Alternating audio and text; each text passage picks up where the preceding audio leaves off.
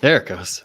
Hello, everybody. Welcome to Outside the Box, the podcast devoted to supporting Central PA small business. I just got a notification that LinkedIn wasn't working, but now I clicked the button and it is. So we're all good, Matt. Don't worry.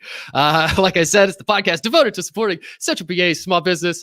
Today we have Matt. Do you go by Matthew or Matt? I didn't even ask. Matt is fine. Matthew's cool. Matt's fine. Yep, whatever. All right. In the nickname section under my form, you didn't put anything there. So Yep. I typed everything Matthew. But we got Matthew Roda of RODA Marketing, and we're going to be talking about the six components of successful digital presence. And everybody knows that I'm a realtor and digital marketing geek. So I love this topic. I'm going to let Matt take the lead on the episode, and I'll interject where I want to.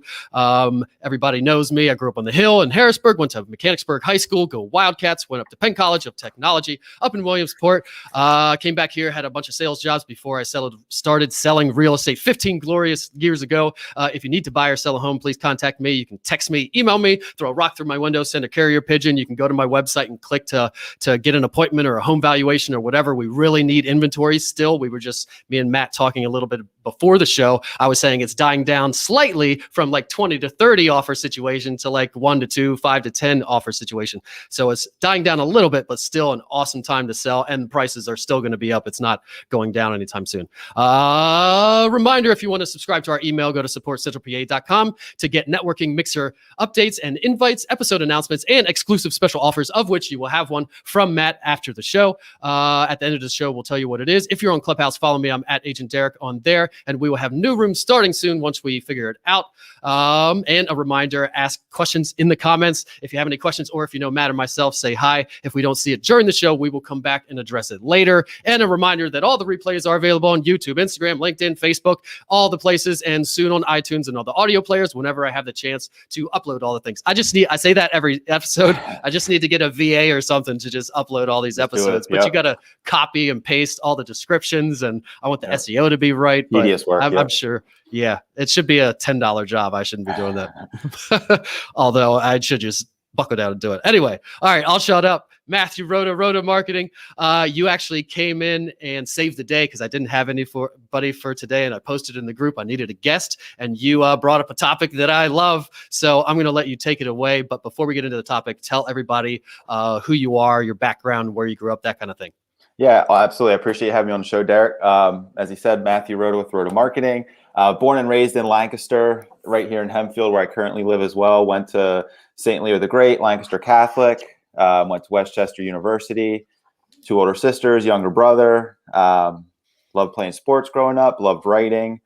Went to college and studied criminal justice. Thought I'd be an attorney. That was my goal. It was my dream. I wanted to wear the suit, get in the courtroom, make the big bucks, or so I thought. Last semester of college, realized that's not what I wanted to do. So I ended up packing my bags, moving out to California, drove out to San Diego, I guess, and lived with my buddy who was going to college out there. And pretty much immediately fell in love with it. Worked a student loan job for like 3 years, got laid off of that because they were consolidating businesses. So they laid off like 90% of the workforce. Answered an ad on Craigslist for a writer. Met a guy in his apartment. Like, he's like, yeah, we know an SEO company. I need writers. I wrote press releases and articles for him, learned all about entrepreneurship. And that's how I learned marketing and basically how to run a business and project management and client relationships and all that stuff. And then ended up bringing that back east here to Pennsylvania with my brother in 2010. So we've been up and running RODA Marketing since 2010. Awesome. So you got it out there and you brought it back to the hometown. I want to go back. Westchester. What year did you graduate? I used to go, I had friends that went there. 2005. We'd have been like 02, 3, 4 or something, but still the same college. Yeah, that was a fun time. Yeah. I went to Penn Tech, which was, there was no dating scene. Let's say that at Penn Tech. So we always went to Westchester. Partied up in Westchester. Yeah. The ratios were fantastic at Westchester.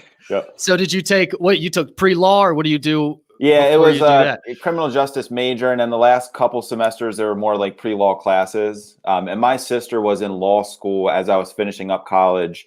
And she graduated top of her class and just couldn't find she could get jobs in law, but not the job she wanted.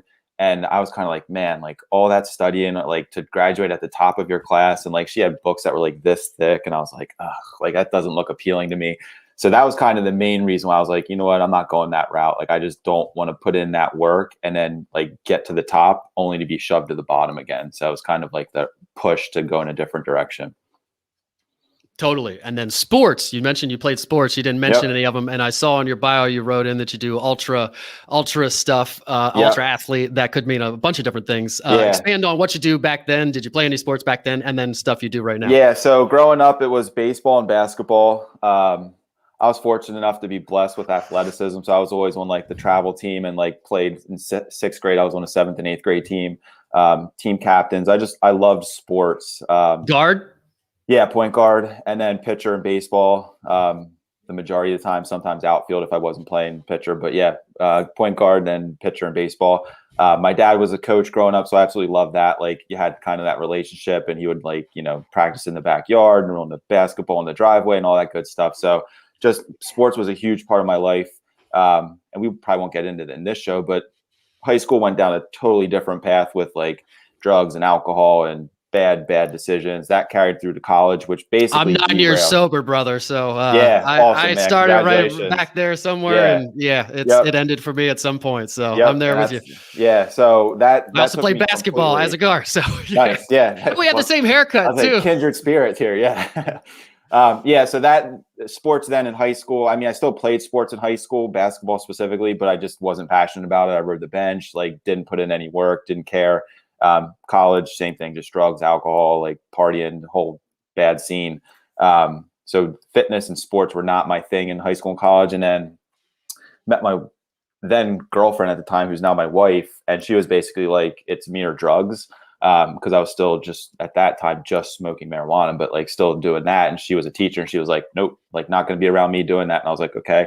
And basically like that night she gave me that ultimatum when we were just dating early on in the relationship. And I was like, I'm done. So I always say like, I have an addictive personality. I could admit that about myself and acknowledge that. So I funneled my addictive personality into fitness. So now my wife thinks I'm absolutely crazy. But now I love like the Spartan races kind of got me into the fitness world, the obstacle course racing. I've gone a little bit less that route recently just because, I'm pushing 40 years old and that's a serious wear and tear on your body. And I had neck surgery 2 years ago. So I don't want to do anything to compromise like my body per se. I'm still doing a couple of those per year, but my favorite thing to do right now, outside of just weightlifting and training, is endurance events. So like the 50Ks, 50 miles. And I've signed up in August. So like in a month and a half, I'm going to attempt my first 24-hour ultra. And my goal will be to hit 100 miles. I don't know if I'm going to do it, but that's my goal. Where's that? It's in Schaeferstown. So it's local. It's like 45 minutes from here. Right outside Is it in the Lebanon. mountains or like? Yeah, it's like a trail. It'll be a trail run through like some woods somewhere. It's a 5-mile loop, and you just do the loop as many times as you can in 24 hours. Wow. That's cool. If my knees could still do it, I can't ride. To quit playing basketball 2 years ago, quit skiing 2 years ago, but yeah, that's amazing. So how do you train for something like that? I don't train properly. I did 75 hard twice since the beginning of this year. I did 75 hard. I don't know if you're familiar with the program, but it's like 45-minute workouts per day and a bunch of other things. So since the beginning of this year, I've been running 5 miles per day, like 5 or 6 days per week, which, some people will be like, holy crap, that's a lot. But when you're going for long distances, those short runs really train your body and get your body ready for short distances. So I just did a trail marathon 2 weekends ago. And, first 13 miles, I was feeling super strong and good because I trained and I got plenty of miles on my legs in the last 6 months. And then I got to mile 14 and it was just like boink. And I hit the wall, the proverbial wall. And the last 3 miles I was walking, like literally walking those last 3 miles because I was just like, my legs would not carry me any faster. So I left that race and actually hired a guy who's helping me with my nutrition, making sure like my carbs and fats and proteins on a daily basis are fueling my body to train better. Cause that was one of the big things. I could just tell I didn't have the energy, like the fuel in me to keep going fast. And then a friend of mine who's also an ultra runner, she kind of gave me insights into what her schedule looks like. So it's less runs per week, but higher distances per run. So like, 6, 6, 8, 10, 14 instead of 5, 5, 5, 5, 5. So switching up a little bit. Saturdays are my long days, so I don't look forward to those as much. But if I'm really going to make an attempt at 100 miles, and after the 26 that I did 2 weeks ago, as bad as I felt at the end of that, I was like, I got to switch something up for the next month and a half, because I'm not going to be able to do that 25 miles 3 more times compared to how I felt. So we'll see. It's a lot. It's a lot of a time commitment to train for a race like that. Yeah. Do you have kids? Yeah, I got 2 kids. Yep, a 3-year-old daughter and a 1-year-old daughter. My wife's a stay-at-home mom, so she's on kid duty most of the day, but like I still go up and like have lunch with them. I work from home, which I'm super blessed and like I absolutely love it. We go on dog walks a couple times throughout the day together. By like 4:15, I'm clocking out of my work for the evening to kind of play with the kids, have dinner, take the dogs for a walk after dinner, and then get back into the office, which at that point is my laptop on my lap while I'm watching TV with my wife in the evening. So we make it work. And do you have a morning routine? You seem like the kind of guy that would have a killer morning routine. You're up at 3:45 a.m. with me. It's not quite that early. Or 5 was even cut 5, yeah, 4:50 is usually, if I'm running at 6, I'm usually up 4:50. I'll do like my 10 minutes of meditation. I have like, a nutrition routine where it's like apple cider and lemon water, and then stretch, take the dogs out, feed the dogs, kind of do all that. And then I've got a massage gun, like one of those hyper volts that like I roll my legs and my body before I go out. But usually my first exercise or workout of the day is like between 5:30 and 6. I'll get my run in super early, and I'm back by the time the family's waking up. So that's what when I tell people I train twice a day, they're like, "Oh, it must be nice." And like, don't you spend time with your family? And I'm like, my first workout's done before they're even awake. Like, so really it's no different than someone who works out once a day. I just find time early in the morning when it's still dark out sometimes. So yeah, totally. And usually the people that are saying that don't work at all and make a priority out of it at all. So watch like 6 hours of Netflix every night. And it's like, to each their own, but like I just fill my time with other stuff. So totally. And I love that, getting everything out of the way. And by the time everybody wakes up, you're ready to go. Everything's out of the way. I'm ready for the day. No, you're not stressed out trying to get everybody.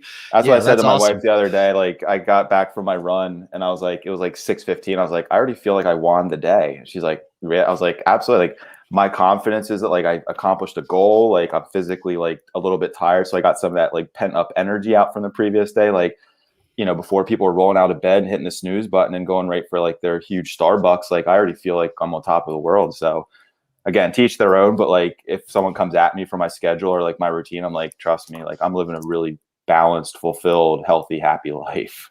Oh yeah. And it makes life better for your whole family, because you come back as super dad instead of like just woke up, I'm groggy, everybody go get ready. Instead, you're coming back wound up and ready to go. Let's go. Everybody be in a good mood. Time for our morning walk. Yeah. Well, we could geek out on a lot of stuff together, it looks like, but let's jump into because we got to stop at quarter of ish we're shooting for. So we're going to talk about the top 6 components of a successful digital presence. And I'm going to let you take it away, and I'm going to try to type them and put them up on the screen as you go through them. So go ahead and take it away with the first one, or however you want to start it. Yep. So the first one I figure is the most important is like a strong brand and brand continuity.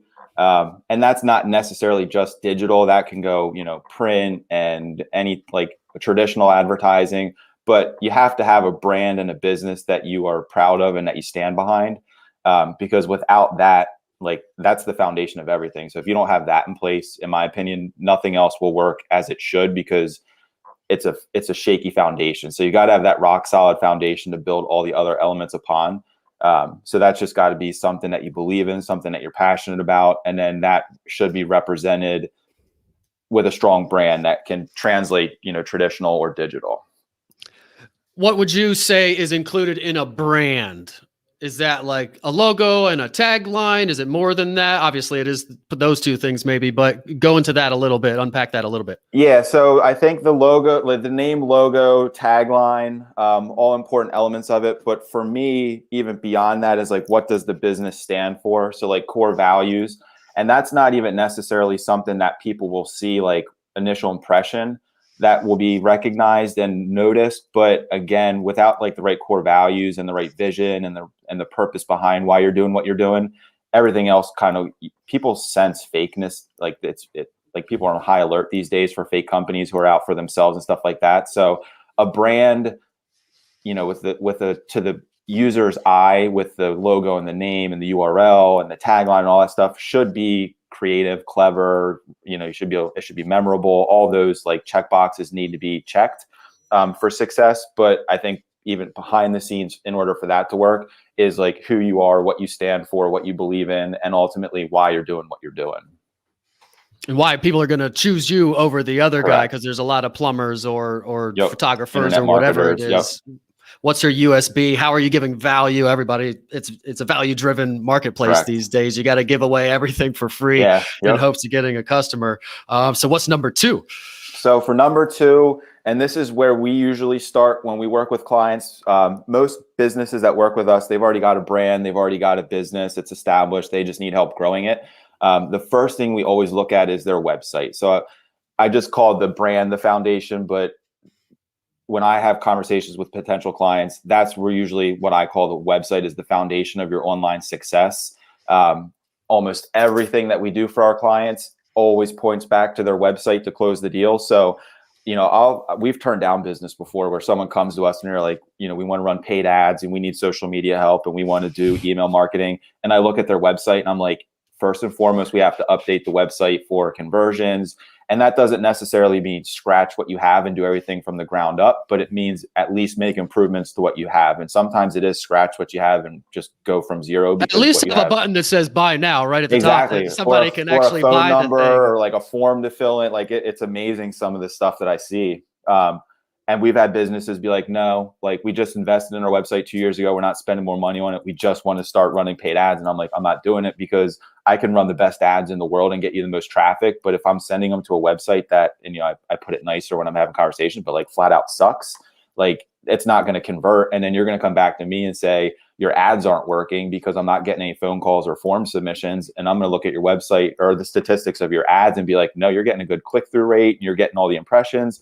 We're sending the right traffic. It's just they're hitting the website and they're choosing not to work with you because of the presence that you have online, which is a faulty website. So, or it's a generalized page and not a landing. It doesn't speak to. They click on one thing and then the thing they land on says another thing. And there's all kinds of problems. Broken links. One of the first things we do when we work with a client is a website usability study. And I literally will go through a website, click on every single page, every single link, test every single form, and maybe not 9 out of 10, let's say 7 out of 10 times, I find broken links, like dead links that you click on. It's like, this page no longer exists. And I'm like, what are you doing? Like what kind of impression do you think that makes on someone who's in the decision-making process of, do I choose you or competitor B or C or D?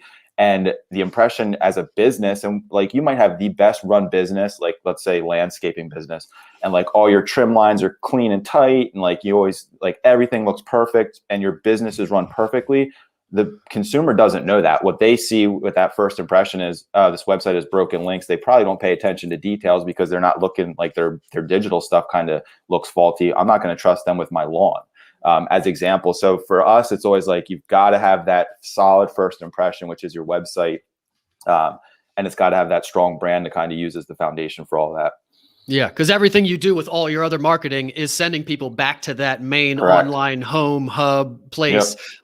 So you have to have a good one. That's where you start. Yep.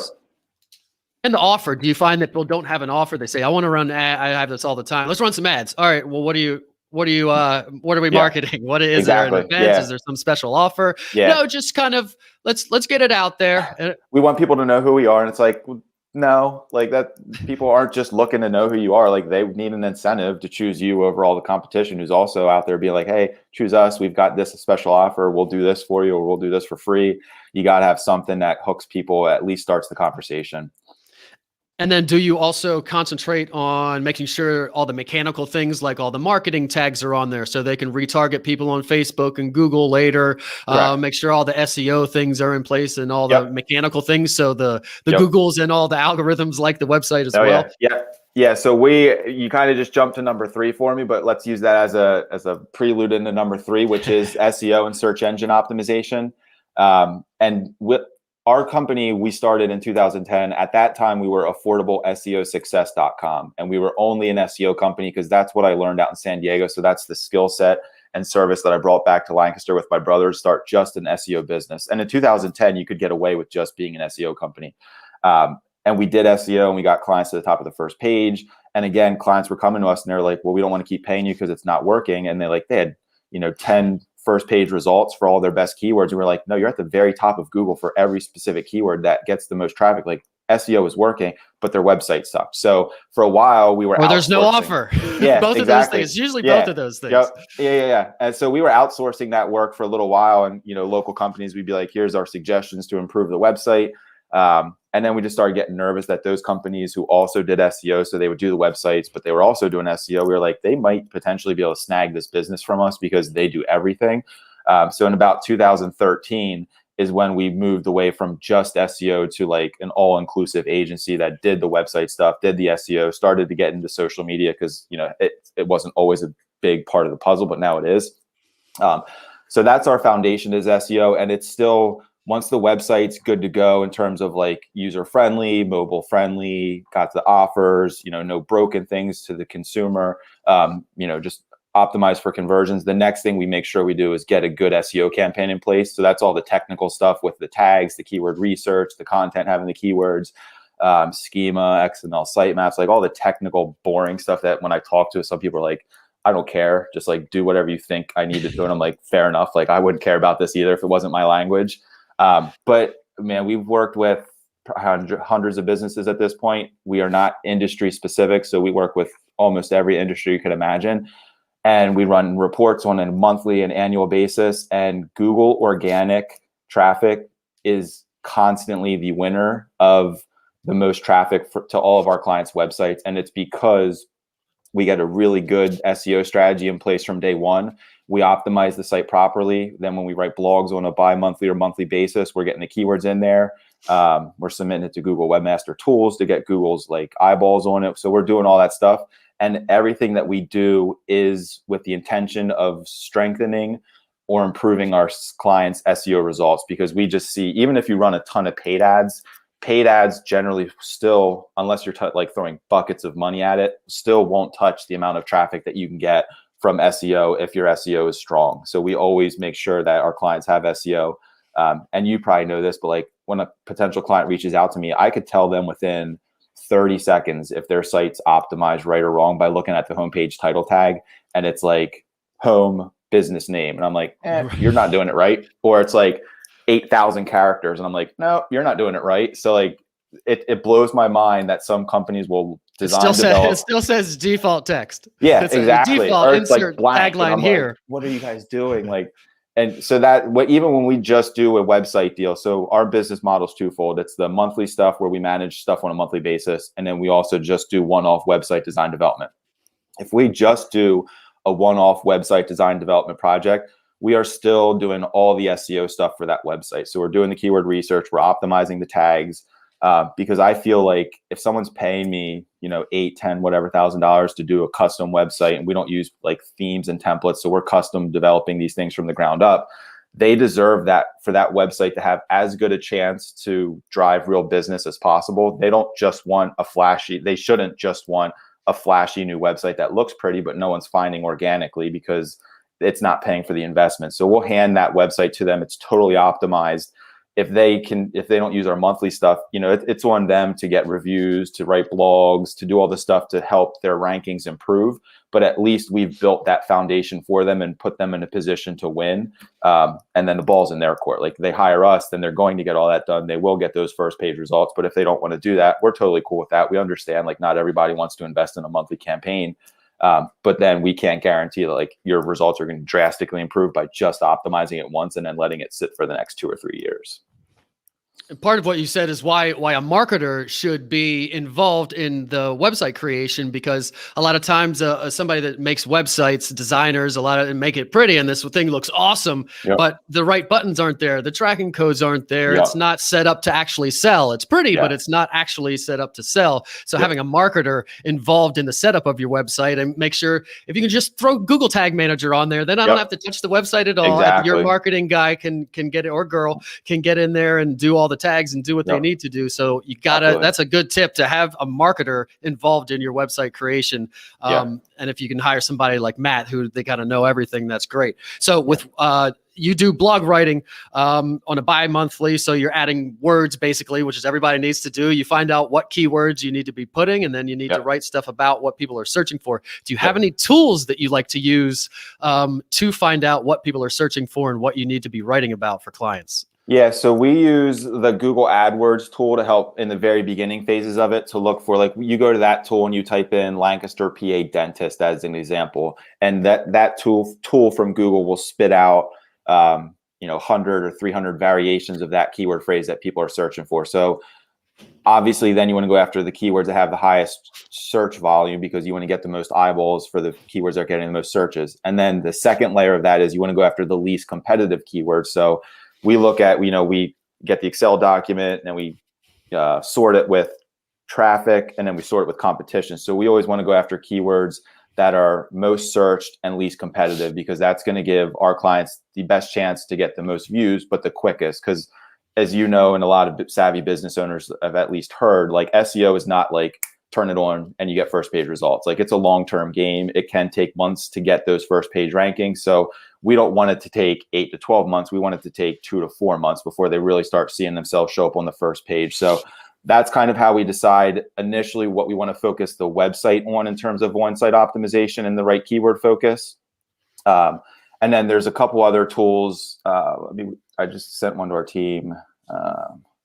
Give me a second here. And I'll put it in here so you can actually share it. There's a lot of them. What do I use? Like Keywords Everywhere and like TubeBuddy for like YouTube stuff, but that works for any search really. Ahrefs. It's called answerthepublic.com. Yeah. And that's really probably cool going to give you more long tail ones, right? Correct. So like my next question topics. for you, where you're doing short tail and long tail keywords in these websites. Correct. Yeah. For the on-site optimization. And maybe explain what those two things are, because if somebody's a layman out there. Yep. So short tail, like for the website optimization itself, and that's something too that, like, once we implement the on-site optimization on your website, we're not changing that. And like, we'll have clients that'll be like, why don't you change it? It's like, because once you say to Google, like, this website is about Lancaster, PA dentist or cosmetic dentistry in Lancaster, PA, like, that website should always be about that, unless the business changes or whatever. But like, if that's what you want, if that's the driving revenue factor for your business, like, we want Google to understand that it was that in day one and it's that in day 365. So we're not changing the on-site optimization. So we'll go after short tail keywords on websites and like the most succinct, powerful keywords that we can go after.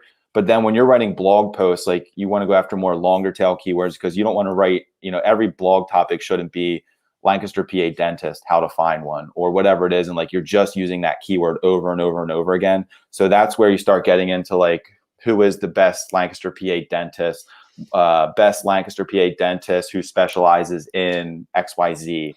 So the longer tail keywords are they're almost like phrases, as opposed to like just, 1 or 2 keywords jammed up next to each other. And that's how we find blog topics. So then we write those blogs with those keywords inserted throughout in the title, and then we get it onto the website. We say to Google, like, hey, come check out this blog. And we're basically connecting dots for Google's brain to say, hey, this blog was just published. Okay, I'm seeing some keywords, and those keywords pretty much match what's on the on-site optimization with the succinct, shorter keywords up there. And it's constantly saying to Google, like, hey, we're a website that's up to date. We're sharing useful, relevant content.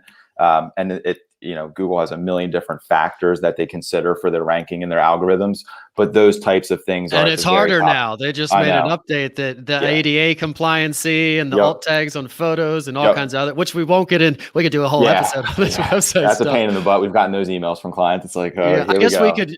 A good thing for everybody out there, if you're a beginner, is just go to Google Search Console, and then you can kind of use that to at least make sure Google knows your website exists. A lot of times, if you have a website on GoDaddy or Wix or wherever, if you're not paying for the extra service for them to put it into the index, Google might not even know your site exists, or it might be wrong, or it's only indexing. It's not indexing the pictures, or I have a rudimentary, but I know there's a few different site maps you got to make sure that it has or whatever. All right. So what's number 4? 4 is social media. And that is, we use social media to build brand awareness, add credibility to our clients' campaigns. an organic social media campaign from our experience is, and I use organic social media campaign specifically there with the word organic in front of it, is not going to drive a ton of new business, because most social media is now pay to play. Like back in the day when we started with social media, if you had 1,000 people that liked your Facebook page, 7 years ago, and you shared a post organically and didn't pay for anything, that post would get seen by like 600 of those people. Now, to the same numbers, you have 1,000 people that like your page and you share it organically and you don't throw any dollars at it, it's getting seen by like 5 people. So we create the content for these platforms that we're managing for our clients. We share it, we engage, with their clients and customers on the platforms. If someone comments, we comment back. If they send a direct message, we do all that back and forth. But, we're very transparent. I'm very transparent with clients. Like, I'm not saying to someone, hey, we're going to manage your Facebook page organically and you're going to see 20 new clients next month. Like, you'll get some clients and they do, but it's because someone did a Google search, found their business, then went to social media to see if they're reputable, if they're social, if they're active. And maybe on the social media platform is where they close the deal, because that was the quickest place for them to reach out and send a message.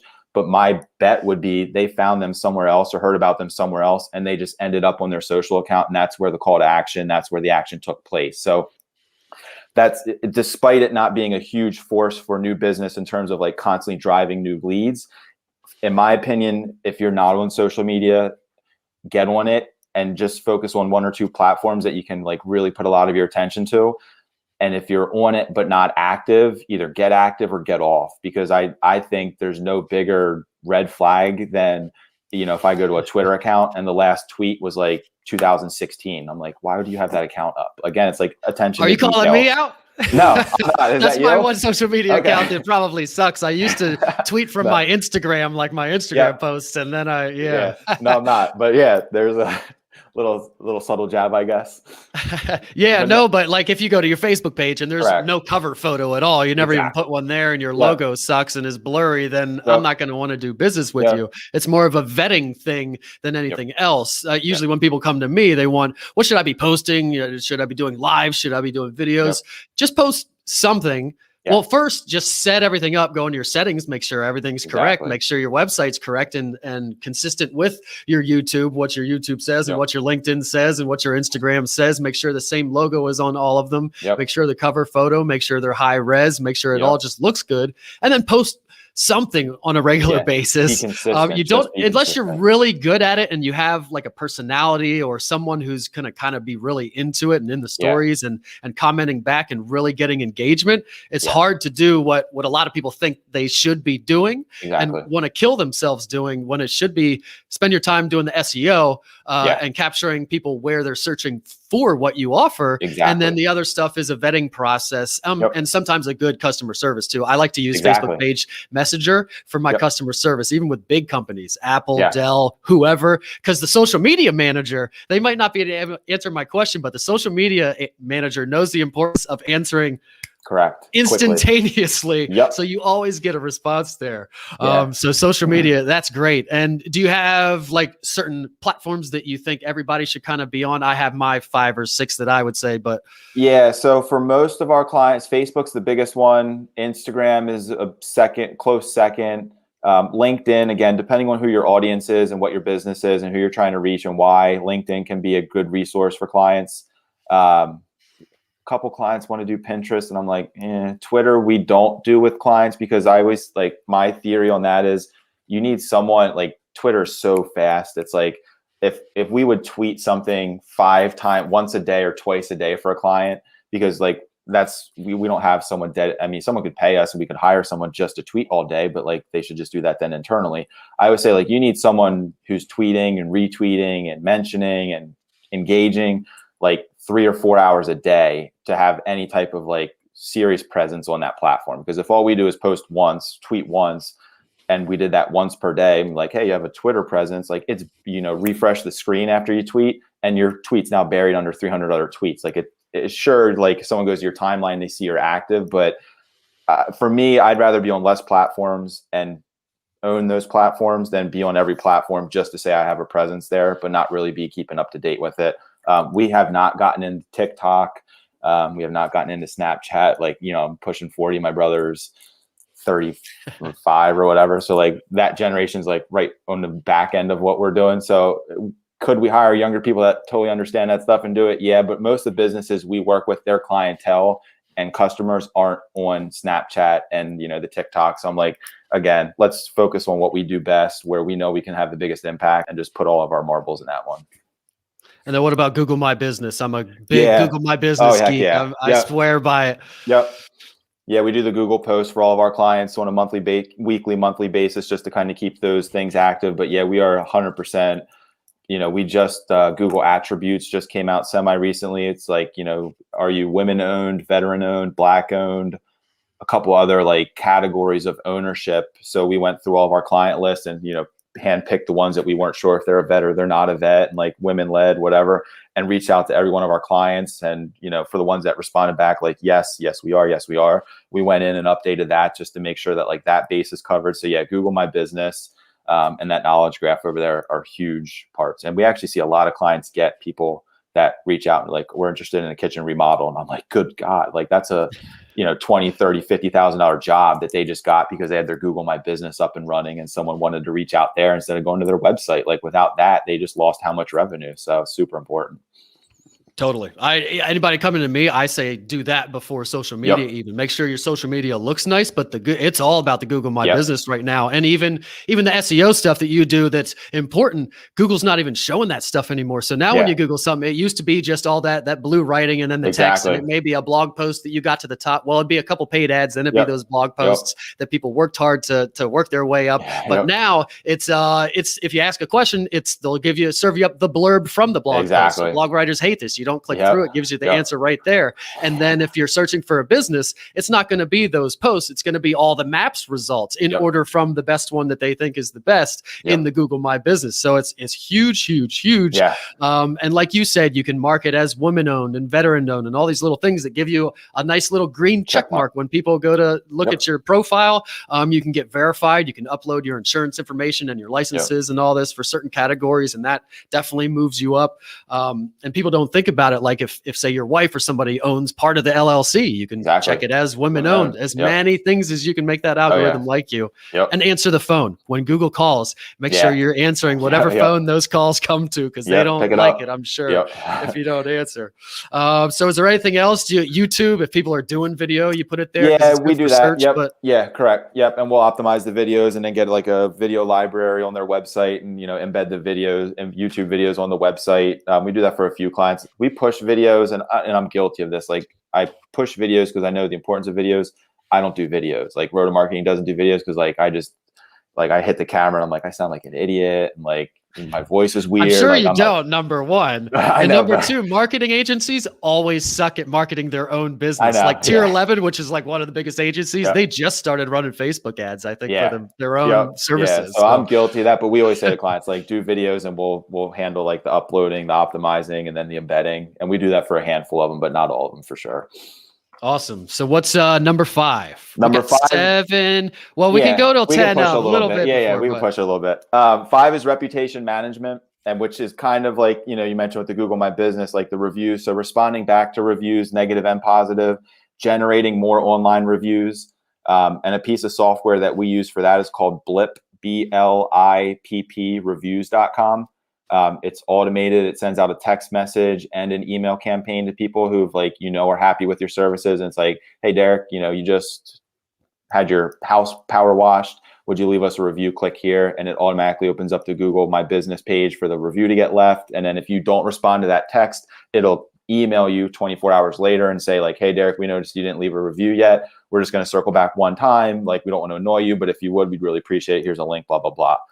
So we help people generate more positive reviews because, you know, you go to a competitor A, competitor B, and C. Who am I going to choose? The guy who has, or the gal who has 100 5-star reviews, or the guy or gal who has 5 5-star reviews? Like, whether or not they're the better business, they don't care. The consumer doesn't know. It looks like they're the better business because they have more online reviews. So we want to help clients Google generate. cares. Google In definitely cares. general, Yep. one with more reviews will have more, but you will see Yep. if somebody Googles something and maybe one with 25 reviews is a couple steps above one with 254 reviews, and they're like, well, Yep. what? That doesn't make any sense. I know. Well, maybe they went on a campaign 3 years ago and got a whole bunch Exactly. of reviews It and they hasn't haven't been gotten any for updated. a while, or Yep. they never respond to any of the reviews, or Yep. they aren't women owned or veteran Yep. owned. They don't take A whole bunch online of other appointments factors. and online ordering, all these things. You can even have shopping set up with it. The Yep. Google My Business is It's huge. I do episodes on it exclusively, but the reviews. So that thing you use, Blippy, Bloopy, whatever it was. You include the Google review link, or what? Yeah. Where do the reviews Google go? and Facebook, but we push Google. Like that's our big thing. Like we also leave a review. We call them postcards, where it's like an actual physical print piece, has a QR code on the back. Someone whips out their phone, opens up their camera, scans it. You know, the little message says like, "We loved working with you. If you leave us a review, blah blah blah. Scan this card with your phone." And then they scan that and it automatically opens up the Google review box where it's like, click 5 stars, type the review. Like we're not asking people to go to the Google My Biz. We used to have like instructions written on the back of these cards. It was like, number 1, go to Google. Number 2, type in company name. Number 3, go to the right and click on the reviews link. Number 4, and people were like, it just wasn't getting done. It's like, people don't have the time, energy, or understanding of how to accomplish this. So we've simplified it with that QR code. And it does help some of our clients get cards like the person to person. So someone that, you know, just was at the dentist, had their teeth cleaned. They're like, oh, I look so happy and my smile is great. You know, here's a card on your way out with your next appointment. On the front's the QR code. So we help generate reviews, then respond to reviews. And then we also do the reputation management, also like engagement on social media platforms. So if someone's leaving a message or a comment, our team's right there to be notified, so we can immediately step in and engage with that customer on behalf of the brand. So if someone says, hey, I'm interested in more, it doesn't take 3 days for that customer to hear back, because I'd be willing to bet within 30 minutes that customer is getting a quote or asking another competitor, hey, I'm interested in more. So we don't want those opportunities to go unnoticed and missed. Yeah, immediately they're going to somebody else. They're asking 3 people simultaneously, and the best answer and the least amount of time is the one they're going with, for sure. And that's tough. I lose messages, and there's so many places that you can message that you sometimes you see it like, that was business. So and especially having somebody that's like a hawk. Exactly. Yeah, business owners are busy running their business. It's like I wouldn't expect a business owner to be on Facebook 8 hours a day because they're running their business, but like we're working behind our computer, seeing those notifications pop up. Like we're their team for 8 hours a day. So we're on top of it. And those are the signals that really, with the algorithms, that's what really makes the algorithms like you, is when people is getting comments in the first place, but commenting back, answering messages in a timely manner, everything being accurate and all that stuff. People think if I just post 8 times a day or once a day, it could be anything, just post any old garbage, then I'm fine. But it really is a lot more than that. There is some human effort that has to go into it, for sure, to show you care. Yeah. So what's number 6? Number 6 is email marketing. It's still tried and true. Like it's one of the oldest forms of internet marketing, but it's in my opinion, one of the best, because that person is going to open up their email. You own that list. Like with the social media and all that stuff, like you don't own that. Like you could technically get banned on Facebook or your page shut down, and everything you built on that platform can disappear overnight. And I've seen that happen with friends' businesses, where it's like they don't say something that, you know, the Facebook people agree with, and it's like, poof, you're gone. And it's like, I just lost millions of dollars in revenue because I'm off that platform. With email marketing, you own that list. So, you know, whether it's MailChimp or Mad Mimi or whatever all the cool ones are, you have the ability to get into that customer's inbox, and whether or not they open it or not, like obviously you want a high open rate, and that's the goal. But even if they don't open it, they're seeing your name in their inbox, at least to delete it. They're seeing your brand name and your business name pop up occasionally. So you're staying top of mind. It's the quickest way to get in front of someone. It's the surest way to get in front of someone. Because again, Twitter, Facebook, all those social media platforms, you post something at 8 a.m., you know, your customer who you hope to reach doesn't log on to that platform till 6 p.m. Your stuff's buried. It's never getting seen. Whereas if you're in their inbox, they have to see it. Whether or not they open it, different story, but they have to see it because it's sitting in there until they address it. So it's one of the tougher ones. Not everybody has an email list. Not everybody knows what to do with it or how to generate more. But for our clients who have a database and they have like a bunch of emails, we use MailChimp. We put it in the MailChimp. We send quarterly emails or monthly emails. Even one of our clients, we say 2 a month. So we just love the fact that we can get in front of their customers and guarantee that we get in front of them because we know it's getting delivered right to their inbox.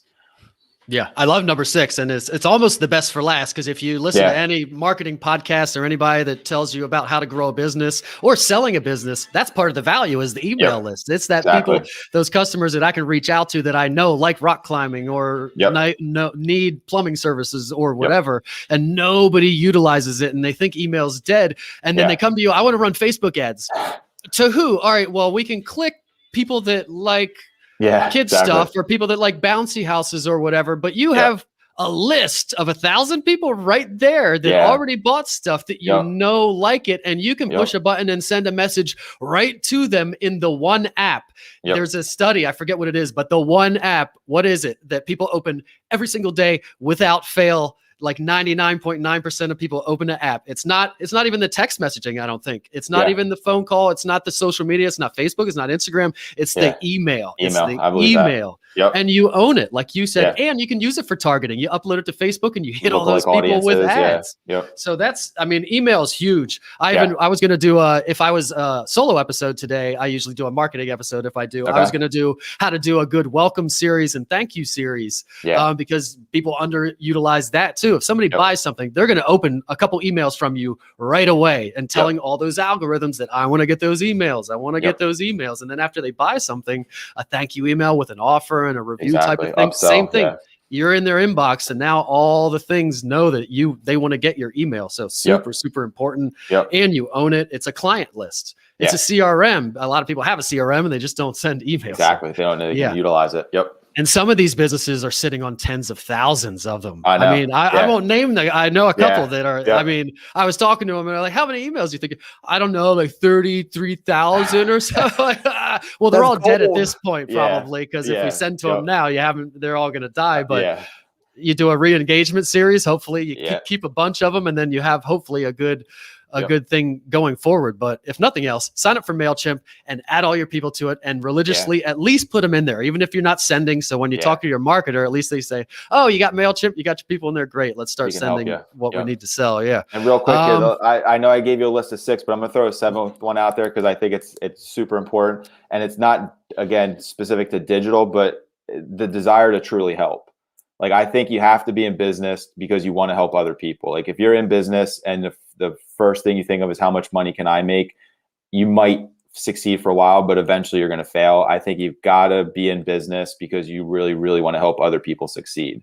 And that's what we always say, like, our success is only happening if we help you succeed even more. So all these other things, the 6 things we listed, and there's probably, 6 more that we didn't list that are digital focused. Like, at the core of it all, you got to really want to help people succeed, because without that, it'll catch up to you at some point. Yeah, like anything else, you need to over deliver and give massive value, like I wrote there, because people aren't going to tolerate anything less these days. They can go online, search, and find 50 other ones. I can go in the Facebook group and say, who's the best plumber? And I'm going to get 5 really good choices, and they're probably all pretty much the same. So you really have to keep people happy. We are getting close to the cutoff time, so we'll move on to the random question, and everybody can watch the episode later and rewind if they want to see all 6 plus a bonus 7th one. That's maybe the most important one. So random question. I just Google funny questions. There are 81 on this list. Pick a number between 1 and 81. 81. First person to go with the last one. And most of them so far have been kind of stupid, but we'll see. All right. Would you rather be a professional athlete or an astronaut? Kind of straightforward answer, but maybe not. Part of me wants to. I'm going to throw a curveball and say an astronaut, because I don't know what that would look like. Professional athlete, I could envision what that would look like, and I'm sure I would enjoy it. But astronaut, like training and doing all that, would be a unique experience. Plus, being able to see the world from a totally different perspective and to remove myself from like feeling like this is the world and be like, whoa, like we're not even seen down there, and like we're way up here in outer space and the infinityness of it all, if that's a word, infinityness, but like the infinityness of it all. Yeah, I think it would be an amazing experience. So let's go with astronaut. Totally. Gives you that perspective you don't get here. Plus, I'm sure they're all in shape and good athletes. Yeah, exactly. I would go through some training. Yeah. Some obese slob and get to be an astronaut. That doesn't That doesn't happen. Not And it's a cutting it. lot harder. As hard as it is to be an NBA player, Yeah. I think to be an astronaut, it's probably like Small even a minority. way less harder. Yeah. Yep. All right. Tell everybody where they can find you and say it audibly for people that might be listening when I upload all these episodes. Yeah, absolutely. I appreciate it. Yep. So you can find us at rodamarketing.com. That's RODA marketing.com. Feel free to email me if you want to have a conversation about what you're doing or what you want to do with marketing. Matthew, Mattthew at rodamarketing.com. Or our business phone number is 888-653-0331. So reach out to me there. If you want to connect with me personally, I'm at Matthew Roda on Instagram, Facebook, LinkedIn. So feel free to connect that way as well. Awesome. And then tell everybody the special offer you got going for them. Yeah. So if you listen to this episode or, now or later, whatever you hear it, and you want to have a conversation, if we end up working together, we would be happy to offer 10% off all services. That would be, a one-time thing for a big website deal, which can be, $1,000+ in savings. Or if you sign up for one of our monthly packages, it would be 10% off every single month that you're with us. So over time, that can definitely add up to big savings as well. Yeah, especially for the big ticket, like you say, a website could easily be $10,000+ if you're doing a serious website. So that you really could. So if you need a website right now, hit up please, Matt and see what they can do for you. And obviously, you just heard they know how to set it up right for success. And you're not going to talk to your marketer, which is going to be them probably later, and say, "Well, this sucks. This website's not going to work for running ads or whatever." So that's awesome. And I'm going to leave the offer up. No, I'm going to leave your contact info up as I go out here. If you're interested in a business spotlight package, which consists of Greg coming to your business, showing behind the scenes how the sausage is made, so to speak, and an interview like you're seeing here with me and Matt, and a networking mixer at your business if your business and COVID permits. I think the COVID thing is hopefully over for now, but if your business permits, if you don't have a business to have one at, that's not going to work. Special offers, join our email list, 1 email a week right now. I missed last week's and I need to send this week's as well, but whenever I send it, his offer and all the other offers we got running will be in there. Join our Facebook group if you're watching on LinkedIn or YouTube or Instagram or anywhere other than Facebook. Please head over to Facebook and join our Facebook group. That's what it's called. Our Facebook group called Central PA Supports Small Business. Lots of awesome stuff happening in that group. That's where Matt and I met. I got him as a guest today, and we're geeking out. We might have to do another episode. I would be happy to. Yeah, this was fun. Sports or more marketing or whatever. Cool, this is cool gonna be haircuts. Good. There you go. I haven't paid for a haircut, and I couldn't even tell you how long. Maybe you do just for fun. It looks like you got a little fade going. Yeah, I say my buddy has a business, so I like supporting him. Yeah, there you go. And it feels like you feel pampered. Every once in a while I do, and I feel really pampered. Exactly. Totally. Follow me on Clubhouse if you're on there. Contact me if you need to buy or sell a home. Text me, email me, throw a rock through my window, send a carrier pigeon, whatever you need to do. We need inventory really, really bad. Remember to support Central PA small business. Thanks for watching and listening, and see everybody. Say bye, Matt. Awesome. Thanks, Derek. Appreciate you.